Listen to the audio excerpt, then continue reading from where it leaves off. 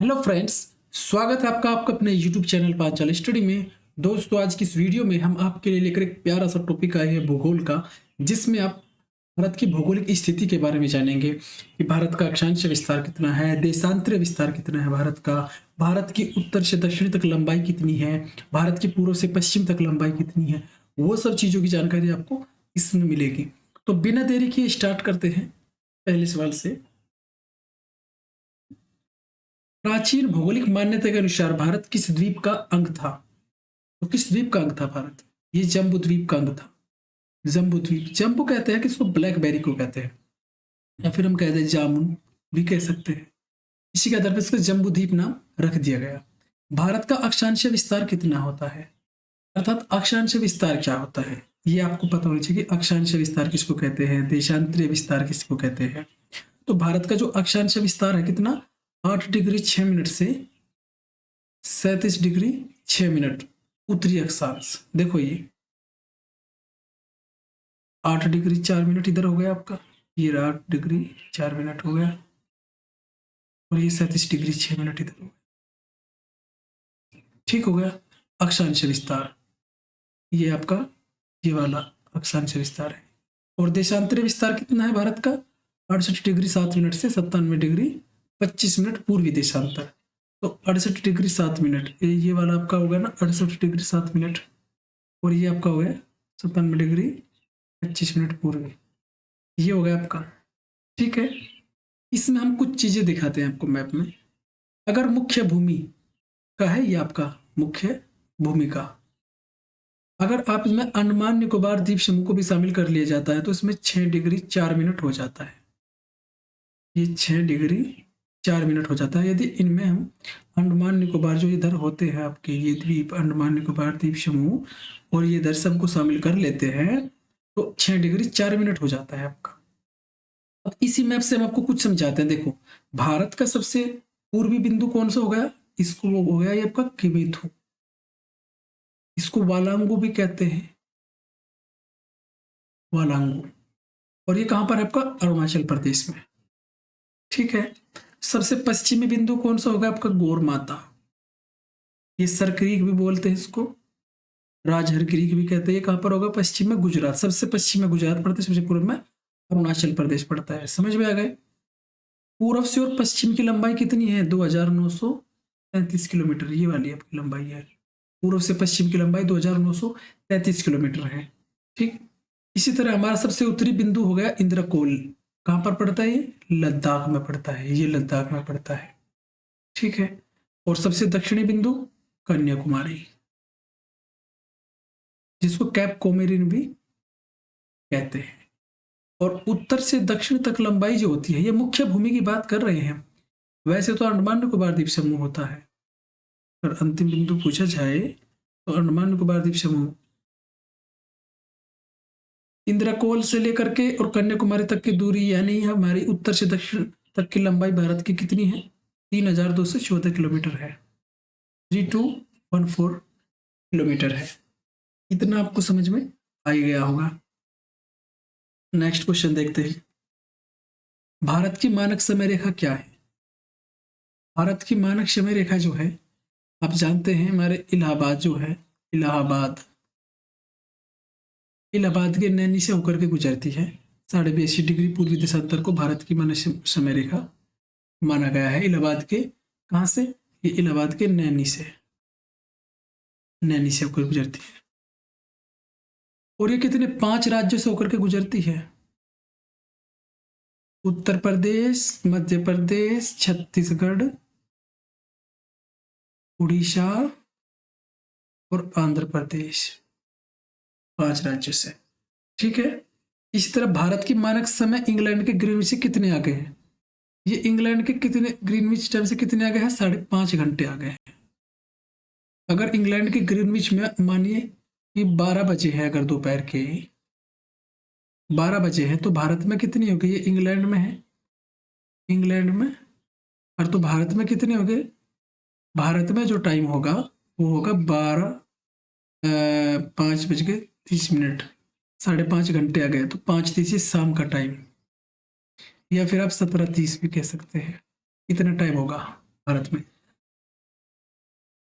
भारत के दक्षिणी भाग की भूमध्य रेखा से दूरी कितनी है?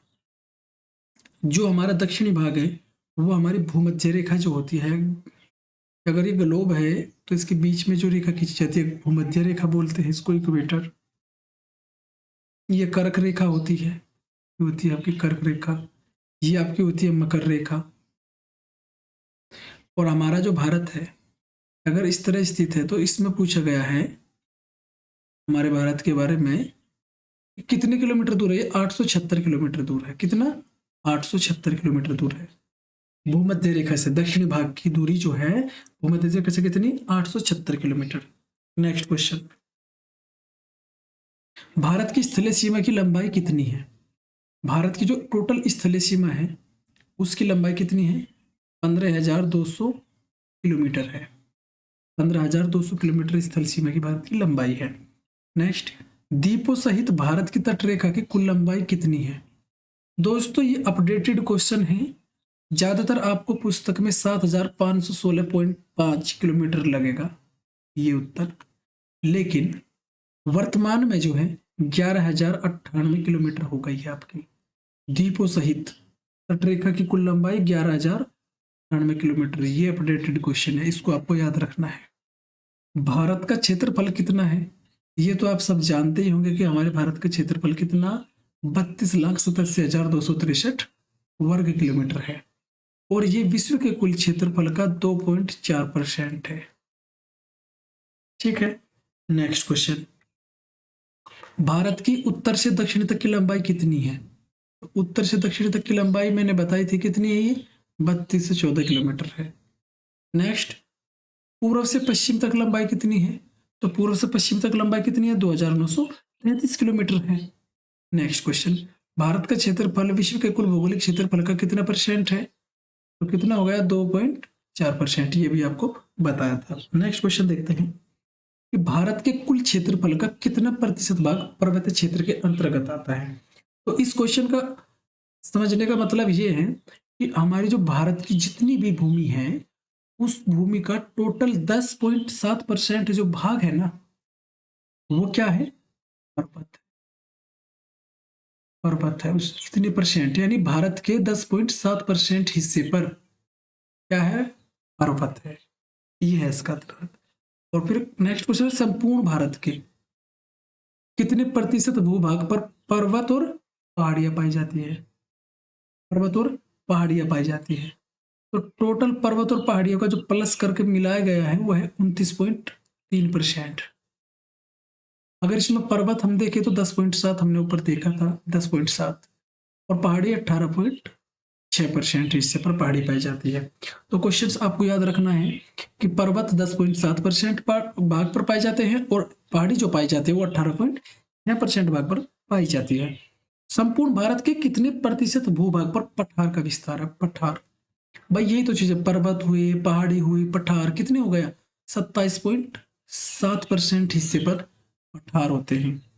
ठीक है, पठारों में हमसे क्या नॉर्मली क्या होता है? पठारों में क्या, किस चीज के लिए क्यों फेमस है पठार? खनिज। पठारों में खनिज पाए जाते हैं, जैसे पीडमांट पठार होते हैं, बहुत सारे पठार है। तिब्बत का पठार है जिसको संसार की छत भी कहते हैं। ठीक है, मालवा का पठार भारत में है, आप जानते होंगे मालवा का पठार भी है। तो ये क्या सब क्या पठार खनिज के लिए होते हैं फेमस।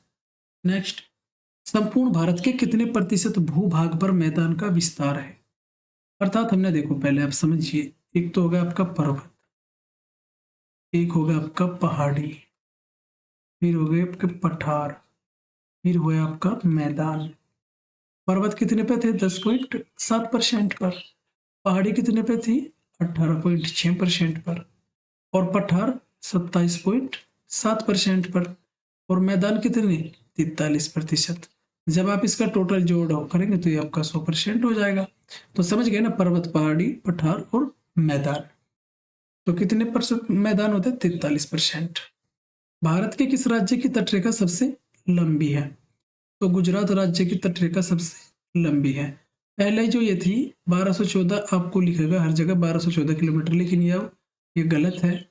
न्यूनतम जो अपडेटेड है 2025 की वो 2340 किलोमीटर आपका ये अपडेट हो गया है। दूसरे नंबर पर आंध्र प्रदेश था, लेकिन अब क्या आ गया, तमिलनाडु आ गया है। ठीक है, आंध्र प्रदेश की जगह तमिलनाडु आ गया है। तो 2340 किलोमीटर है, सबसे लंबी तटरेखा वाला राज्य गुजरात है हमारा, पश्चिमी है जो 2340 किलोमीटर इसकी तटरेखा है, सबसे लंबी तटरेखा। कितने राज्यों से होकर कर्क रेखा गुजरती है? ये नेक्स्ट क्वेश्चन आपका है कि कर्क रेखा कितने राज्यों से होकर के गुजरती है? तो ये 8 राज्यों से होकर के गुजरती है। इसकी भी ट्रिक है, ये झारा मित्री छगु बंगाल, जैसे झारखंड हो गया, राजस्थान, मिजोरम, त्रिपुरा, छत्तीसगढ़, गुजरात, मध्य प्रदेश, बंगाल। लेकिन कुछ लोग अपने हिसाब से भी इसकी ट्रिक बनाए हैं कि जैसे बोल देते हैं कि मित्र ने गमछा झाड़ा, मित्र ने गमछा झाड़ा, अपने हिसाब से बना सकते हैं इसको। गमछा, गमछा झाड़ा, मित्र ने गमछा झाड़ा, या मित्र ने बंगाल में गमछा झाड़ा, अपने हिसाब से इसकी ट्रिक बना सकते हैं। मैंने तो ये झारा मित्री छगु बंगाल यही बनाई थी। देखिए नेक्स्ट क्वेश्चन, कौन सी अक्षांश रेखा भारत के मध्य से होकर के गुजरती है? अब आप जानते हैं, अगर हमारे इंडिया से जो होकर के गुजरती है, हमारे इंडिया से जो होकर के गुजरती है इसके बीचों बीच से, वो कौन सी होती है? कर्क रेखा होती है। और भारत के कितने राज्य से? 8 राज्य से होकर के ये गुजरती है। ठीक है, भारत की मुख्य भूमि का दक्षिणतम बिंदु कौन सा है? ये मुख्य भूमि का दक्षिणतम बिंदु यही तो पड़ेगा भाई। मुख्य दक्षिण क्या, दक्षिण हिस्सा ये पड़ेगा, मुख्य भूमि तो यही हो गई ना। इसका दक्षिणतम बिंदु कौन सा है? ये होता है आपका कन्याकुमारी। कन्याकुमारी ये कहाँ पड़ेगा आपका? तमिलनाडु में पड़ेगा, तमिलनाडु में पड़ेगा ये आपका। ठीक है, कैप कोमोरिन भी इसको नाम देते हैं। क्या नाम है दूसरा? Cap Comorin.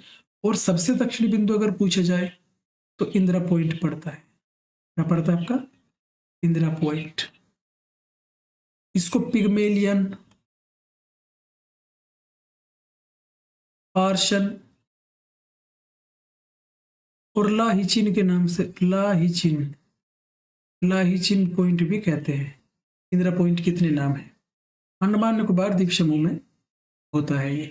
और अंडमान और निकोबार को अगर क्वेश्चन ही बनता है कि अंडमान और निकोबार को कौन सा चैनल अलग करता है, वो 10 डिग्री चैनल दोनों को अलग करता है। नेक्स्ट क्वेश्चन देखते हैं कि भारत की मुख्य भूमि का सबसे उत्तरी बिंदु कौन सा है? अब सबसे उत्तरी बिंदु है तो हमने आपको बताया था कि अगर भारत की अगर हम देखें अपने देश में, अगर हम देखें, मैं नक्शा भी नहीं बना पा रहा सही तरह से, पर फिर भी समझा देता हूं कि सबसे जो ये उत्तरी वाला बिंदु ये इंदिरा कोल है, इंदिरा कोल है। और ये आपका कन्याकुमारी। और अगर इधर चले अंडमान निकोबार द्वीप समूह की तरफ, इस तरफ से ज्यादा आगे तक जाए अगर, तो ये आपका क्या आ जाता है? इंदिरा पॉइंट, इंदिरा पॉइंट आ जाता है। ये पूर्वी बिंदु है। वालांगु अखीमुथ ये पश्चिमी, गौरमाता राजहर क्रीक सरक्रीक भी इसको कहते हैं। तो देखो यही क्वेश्चन है, मुख्य भूमि का सबसे पूर्वी बिंदु, सबसे पूर्वी बिंदु क्या आपका? वालांगु या किमिथु है। मुख्य भूमि का सबसे पश्चिमी बिंदु कौन सा है? शर्करीक। कितने याद होगा? नेक्स्ट क्वेश्चन देखते हैं कि एडम ब्रिज किन देशों के मध्य है? एडम ब्रिज किन देशों के मध्य है? अब आप जानते होंगे कि एडम ब्रिज जो है इन देशों के मध्य है, वो भारत और श्रीलंका के बीच में है। यहाँ पर क्या है आपका? एडम ब्रिज, ये जो बनाया जाता है आपने देखा भी होगा, एडम ब्रिज। ठीक है, और 10 डिग्री चैनल किस किस को अलग करता है? तो 10 डिग्री चैनल मैंने बताया था अंडमान और निकोबार को, यहाँ पर होता है 10 डिग्री चैनल। ये अंडमान निकोबार जो होते हैं इनको अलग करता है। नेक्स्ट है, श्रीलंका को भारत से पृथक कौन करता है? भारत और श्रीलंका को अलग करने वाली जो जल संधि होती है उसको बोलते हैं पाक जल संधि। कुछ लोग इसमें कंफ्यूज हो जाते हैं कि यार पाक जल संधि तो किस किस के बीच में होगी? पाकिस्तान और भारत के बीच में। लेकिन नहीं, किस किस के बीच में? भारत और श्रीलंका को अलग करती है। ठीक है, नेक्स्ट क्वेश्चन कि भारत और चीन के बीच सीमा बनाने वाली रेखा कौन सी है? भारत और चीन, ये भारत और चीन के बीच में कौन सीमा है? मैकमोहन है। कौन सीमा? मैकमोहन। ये 1914 में खींची गई थी। मैकमोहन ने खींची थी तो मैकमोहन नाम रख दिया। उसी तरह जैसे रेड क्लिफ ने खींची थी भारत और पाकिस्तान के बीच में, कब? 1947 में, जब विभाजन हुआ तब लोग, ये भारत का हिस्सा और ये पाकिस्तान का हिस्सा है, तो ये रेड क्लिफ हो गया। नेक्स्ट इसमें है कि भारत और म्यांमार के बीच में कौन सी पर्वत श्रेणी प्राकृतिक सीमा बनाती है? तो ये अराकान युमा पर्वत श्रेणी जो है ना, भारत और म्यांमार के बीच में एक प्राकृतिक सीमा बनाती है। तो दोस्तों ये थे आपके कुछ इंपॉर्टेंट क्वेश्चन भूगोल से। दोस्तों बेसिक पता होना चाहिए, अगर बेसिक आपको नहीं पता है तो आप एडवांस नहीं कर पाएंगे। ये एक बेसिक चीज़ होती है, और ये आप ये नहीं कि एग्जाम की दृष्टि से है, ये हमें नॉर्मल भी पता रहना चाहिए। हमें अपने प्यारे भारत के बारे में इतनी तो जानकारी होनी चाहिए कि हमारा पूर्व से पश्चिम तक कितनी लंबाई है हमारे भारत की, उत्तर से दक्षिण तक कितनी लंबाई है, क्या कितने राज्य हमारे भारत में रहते हैं, कितने राज्य हमारे भारत में है, कितने केंद्र शासित प्रदेश है, कौन कौन सी नदी हमारे प्यारे भारत में बहती है, कौन कौन सी पर्वत श्रेणियां हमारे भारत में। तो ये सब चीज़ें जो है ना, वो एग्जाम की दृष्टि से तो है ही इम्पोर्टेंट, लेकिन नॉर्मली भी एक इंडियन को ये पता होना चाहिए कि कौन कौन सी चीज़ें हमारे यहाँ है। तो ठीक है दोस्तों, मिलते हैं किसी अगली वीडियो में, तब तक के लिए जय हिंद, जय भारत।